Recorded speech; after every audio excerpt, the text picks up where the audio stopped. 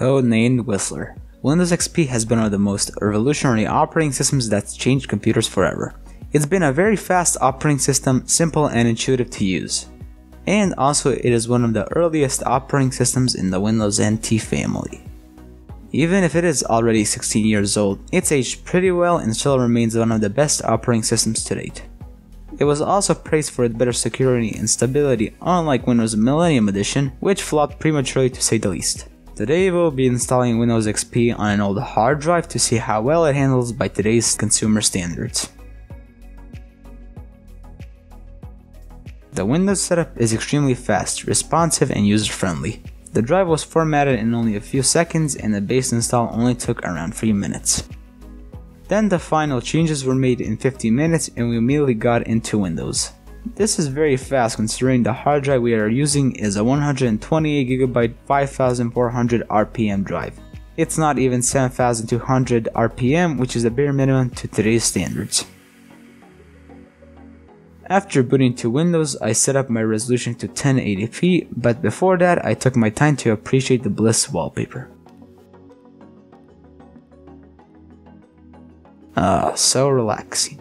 Now back to the drivers. Now after installing the LAN card, I opened up Internet Explorer and downloaded Firefox, just what Internet Explorer is meant to do. Even though Firefox as well as XP version 52 is still 2018 ready, so we won't see any problems for now. However, when it came to install the graphics drivers, I encountered a problem. First of all, AMD stopped providing driver updates for XP, so I had to use the 14.4 Catalyst drivers. It didn't detect my Radeon HD 7750 only as a VGA output device. This frustrated me and I had to go and find the most unstable beta 12.1 drivers. The graphics part took me 2 hours to do and was probably the most time consuming part of the video. I had noticed some graphical bugs, but it will have to do. Now that Firefox is installed and everything is ready, let's get to the real part. So let's start small and do some general web browsing. YouTube loaded fine with some minor stuttering when scrolling the homepage. It played 1080p videos flawlessly, so this XP machine could still be used as a media PC. It loaded all the web pages without any hassles, and I can say it was a comfortable experience. Being Firefox 52, it did support HTML5, so there was no compatibility problems. The web browsing test gets a pass. Now let's move on to the games. Unfortunately, many developers have moved on from both XP and Vista, with Windows 7 being the minimum. However, that won't last forever since Windows 7 is ending support in 2020 and developers are slowly moving towards DirectX 12 and Vulkan.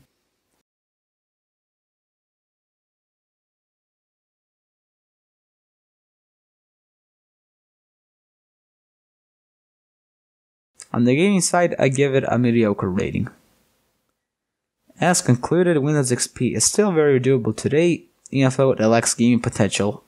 For everyday use, it can easily be the right operating system for it. However, I still urge you to update to Windows 7 or 10 because as you all saw, even Firefox has finally cut the rope that XP was holding on several years, after all the other browsers stopped supporting XP. It's sad to see such a great OS go unsupported, but we all have to move on.